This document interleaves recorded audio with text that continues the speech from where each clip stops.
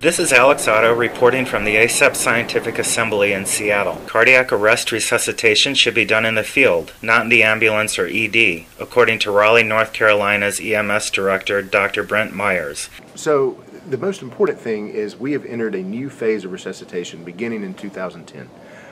Prior to that, the guidelines changed every 5 years, but the outcome for our patients remained the same, and it was abysmal. Now, for a cardiac arrest patient in the United States, we have something different to offer. And the reason that that is true is that we have applied the science directly in the field as opposed to attempting to take what works in the ICU and force it into the streets.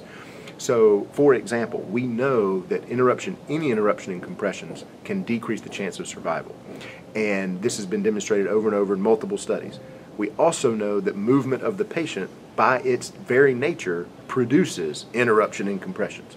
So once you know those two things, then you need to stay on scene and work the resuscitation there. And that makes a moral imperative, from my perspective, for the EMS provider to make sure they know everything they need to know to conduct the complete resuscitation.